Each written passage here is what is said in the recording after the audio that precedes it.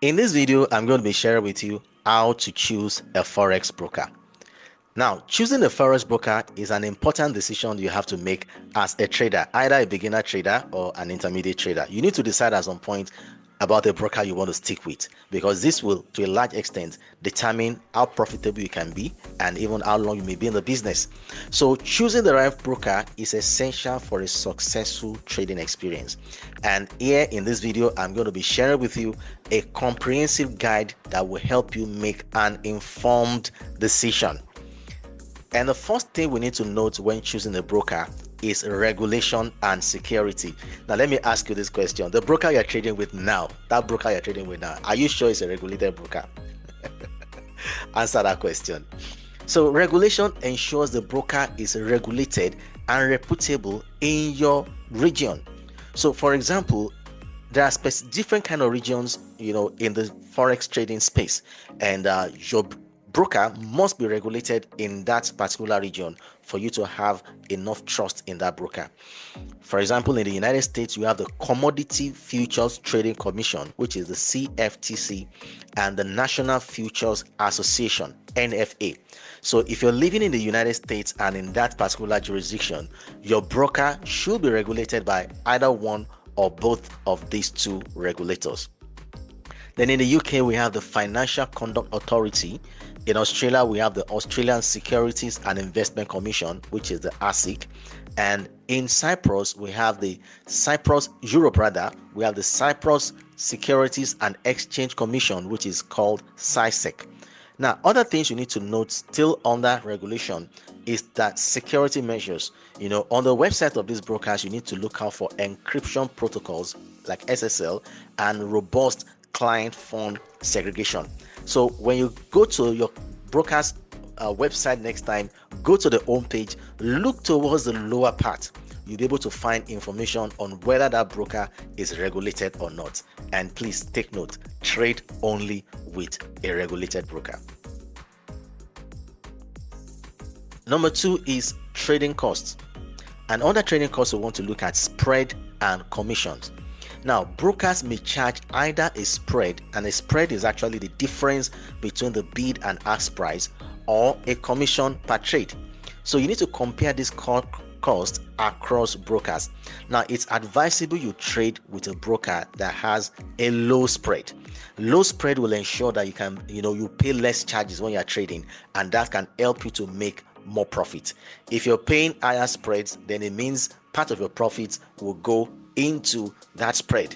So always make sure you trade with a broker with a low spread and minimal commission. Another thing you need to note under trading cost is hidden fees. Are there hidden charges when you are trading with your broker? Such hidden charges could be fees, on withdrawals. Some brokers charge you a fee anytime you place a withdrawal. Some charge you inactivity fee, meaning that if your account has been inactive for like 6 months, then a charge is imposed on you for that. Then the next is account minimum. What is the minimum to trade on that broker's platform? Some brokers require a minimum deposit to open an account. So you need to know, some charge, minimum requirement is $50, some $100, $200 and the likes. So you need to know the minimum that your broker takes to open an account on that broker's platform. The third thing you need to note is the trading platforms and tools that are available with this broker. And under this, we look at platform features. Ensure the platform is user-friendly and contains essential features like real-time data. Now, you want to trade with a broker that has real-time data, not the one that it takes time before the data is updated. That will not help you, especially in terms of market volatility. Also, you want to ensure that advanced charting tools are available on your broker's platform and automated trading capabilities, which can help you to deploy expert advisors on MetaTrader 4 or MetaTrader 5. Also, you need to take note of compatibility. Is the platform compatible and available on desktop, mobile, or the web? This is very, very important. And still under trading platform and tools, you need to note third-party tools. Now, some brokers integrate with external tools for more advanced analytics, and this is a plus for those kind of brokers because it means the clients can have access to more advanced analysis or analytics, which can help them to become more profitable in forex trading. All right, at this point, if you're enjoying this video, you are getting value. Have you subscribed to this channel yet? Go ahead right now, click on the subscribe button, subscribe to this channel, click on the notification bell so that you can be notified whenever I drop a new video. Oh yeah, go ahead and click it now. I'm waiting. Click the subscribe button now. All right, thank you to those who have done that. You can also go ahead and drop a comment in the comment section and also click a like button and also share this video so that more people can benefit from this content I'm sharing. All right, the next thing you need to note is account type.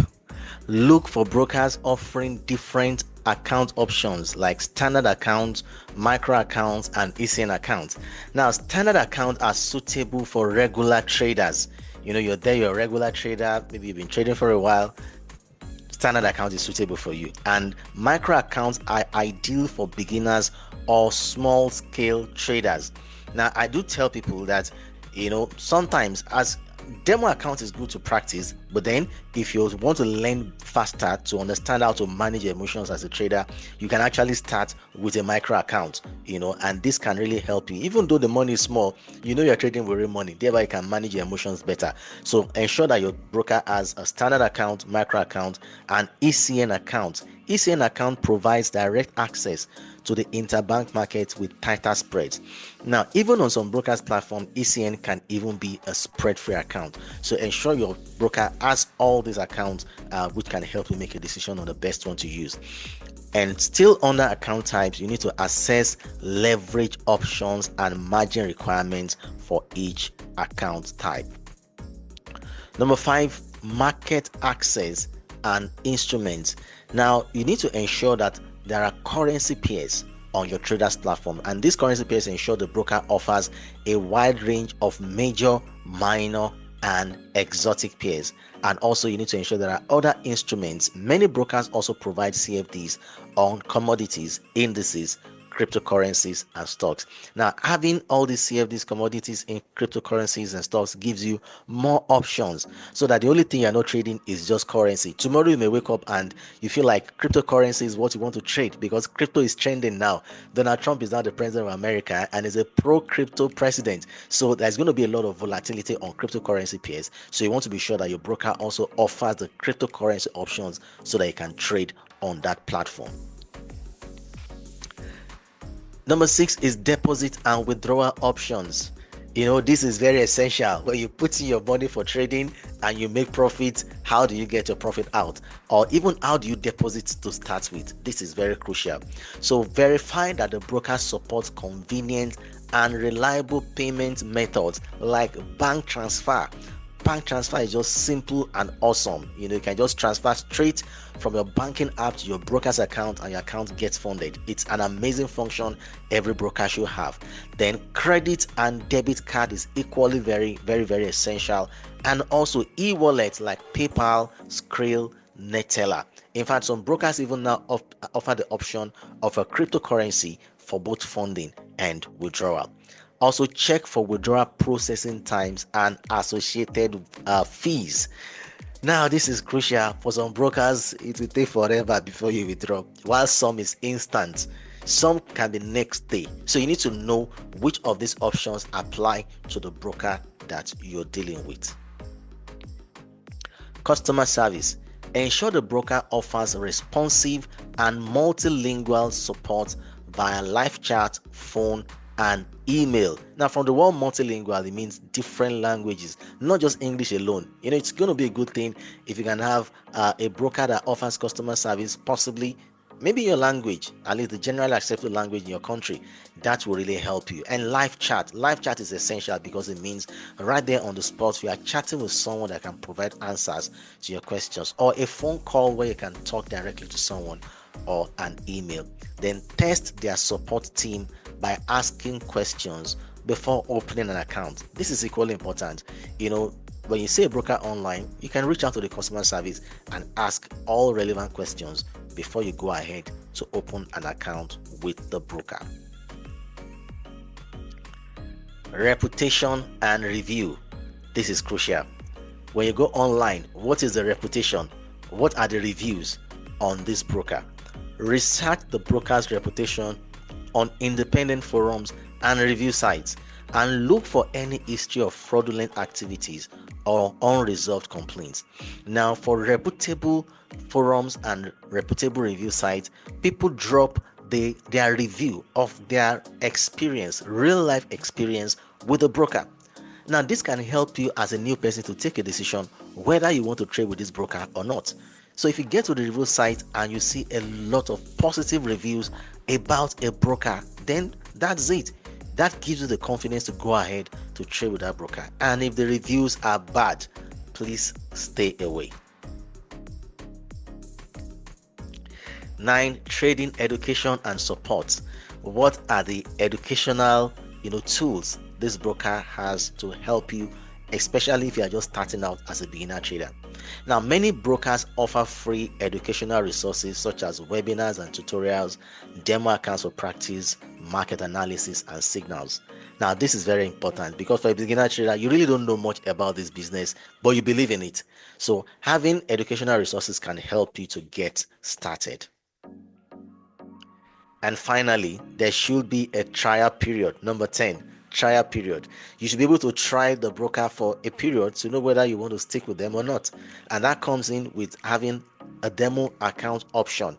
Use a demo account to test the broker's platform and services without risking real money. Now, what a demo account does is that a demo account is a simulation of a real account, of a live account.